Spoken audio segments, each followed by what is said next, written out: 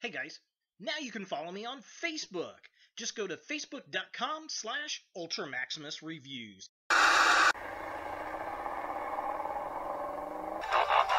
Oh, hey, look, it's a GoBot. Oh, yeah? Wait, that's it, sir? Ooh, yous are kind of all limp here. Look, it's all dangly. Yous a suck. Oh, that is just sad. Ooh, it's like a wet noodle. Dangle, dangle, dangle, dangle. Transformers!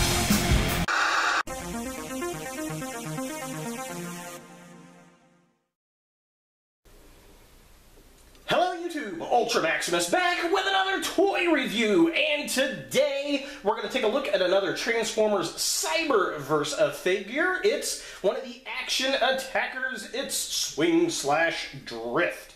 Now, I found this figure at my local Walmart on the south side of Indianapolis, and I've never seen this guy on the shelf before. They had two of them hanging on the shelf, and I've always liked Drift. He's been one of my favorite characters. He was a fan favorite. I think he was a fan-make character.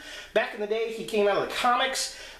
He's a former Decepticon, if you don't know, turned Autobot, so kind of like Dinobot, I guess, from Beast Wars. But he's pretty darn cool. Let's go ahead and jump in there and take a look at the packaging. So here we have Drift in the packaging, and it's about the same kind of artwork we've been getting with the Cyberverse. It's the Power of the Spark line. We get an Autobot logo with some energy up there. We get some artwork of Drift. It says Transformers on the side as I hit it there. It says Swing/Drift. The side of the package just has action attackers, and it shows some of the other characters right there. So just kind of a close-up.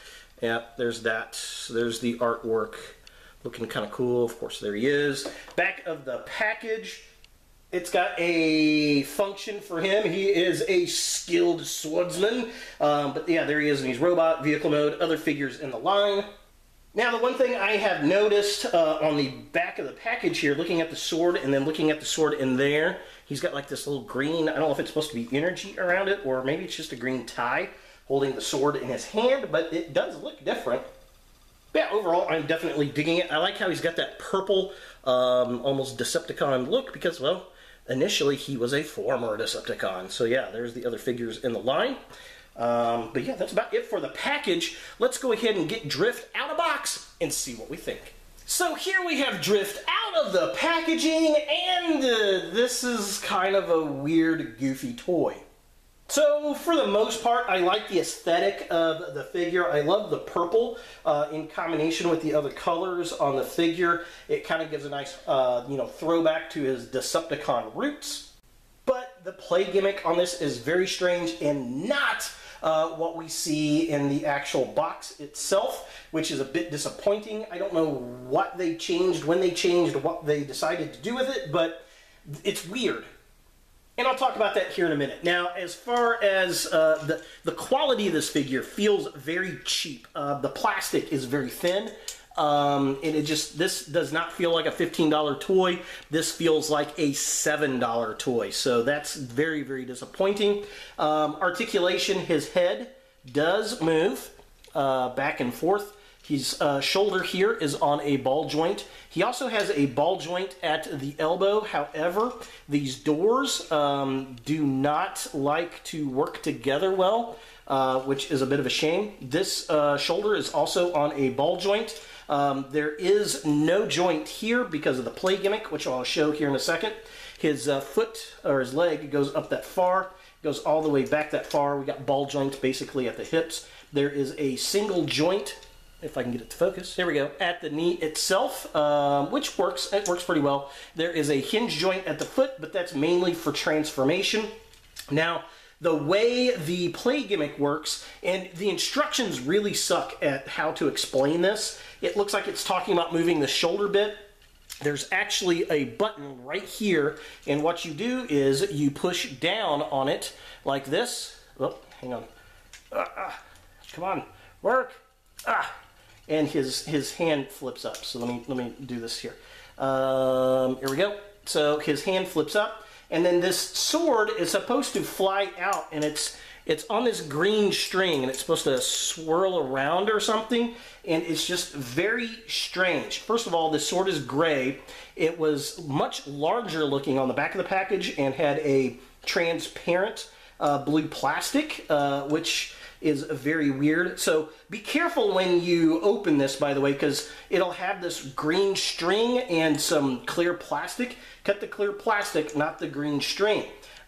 This really kind of reminds me of something from the 80s, which I appreciate. It's just really weirdly done.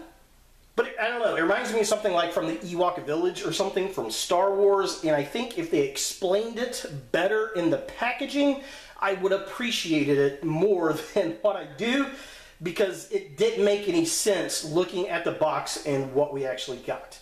Which is a bit disappointing, but I don't know, I think kids will like it. It's, you know, it's a nice, fun, gimmicky type thing, and it's definitely different for Transformers. So taking a closer look at the figure itself, you know, I like the sculpt. It looks like Drift, so that's not bad. I like the Autobot logo. I love the purple on the arms there. He's got the silver face going on there, the blue windshield. You know, that all works pretty well. Not going to complain about that. We got some blue headlights and silver on the fenders there. He's got his backpack that folds down. That works. I don't have any issues there. I wish there was more articulation in the right arm, but it's kind of got that gimmick, you know, build into it, though I think that they could have done that a little bit better, and the instructions on how to actually work it, not very good, but I will say they did hide the button very well in the design. Looking at the midsection of the figure, again, love the color scheme. Like the red on his arms, the purple on his legs there. He's got his little gray sword. I do like the neon green. It kind of pops out, but it's just kind of weird. Again, it's not what I was expecting when I saw the package. He's got his little backpack, and this works pretty well. I don't have much of an issue there. Now, the left arm does have articulation, but the way it's designed, the door panels just kind of get in the way, and all you can kind of do is move the arm up and down, which is a bit unfortunate. And finally, taking a look at the feet of this character here, he's got some big old clown feet. You know, it works. We got the gray feet. You know, it'd been nice to have a little bit more paint apps at the bottom of the figure here, especially on the windshield, on the legs for the rear of the car. That would have been kind of nice.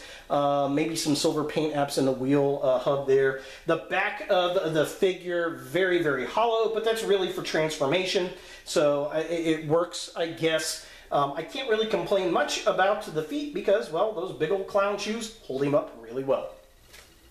For comparison, here we have the Cyberverse Deluxe Drift with Blitzwing from Transformers Bumblebee, and to be honest, this one-shot figure here feels better, you know, in your hand than the Drift figure does. It feels like a stronger plastic, which is kind of sad.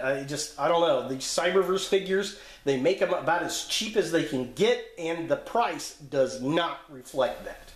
So here we have Drift in his vehicle mode, and it does look like the old Generations Drift brought to a more cartoony form, which is pretty cool. Now, I will say this thing is a bear to transform. Getting these legs in the back is just really, really cumbersome.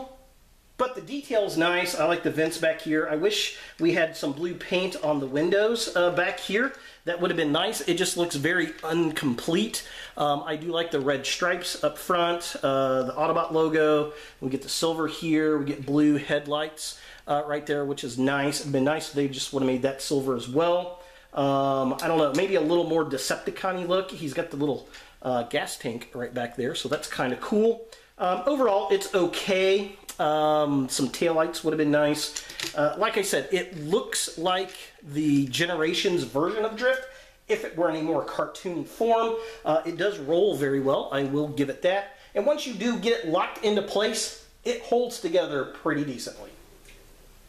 So is the Transformers Cyberverse Drift a figure you want in your Transformers collection? Well, if you collect all the Cyberverse figures, you're probably going to want this. If you are a Drift completist, you may want to pick it up. Personally, I think this is a pretty low-budget toy. It is not worth the $16 I paid for. It just feels very cheap plastic-wise. It feels like about a $7 toy to me. The color scheme I like for the most part. I think it's pretty cool. The sword is very awkward. It's not what I was expecting. It's got that weird string on it, and it is not explained well at all on the back of the figure, which is okay. It kind of harkens back to old 80s toys for me. And then how to actually use it is very difficult to understand in the instructions. Once a kid figures it out, I think they're going to like it. As far as an adult collector goes, nah, it is what it is, I guess. It's a shame this wasn't done a little bit better because we haven't gotten a good Drift figure in a while, but it is what it is. It's a Cyberverse figure. So there he is, Drift from Transformers Cyberverse. Hey guys, thanks for watching. If you like this video, thumbs it up. If you hate this video, thumbs it down. To watch more Ultra Maximus, click on the links to the right. Don't forget to subscribe and share, like us on Facebook, and look for more videos in the future.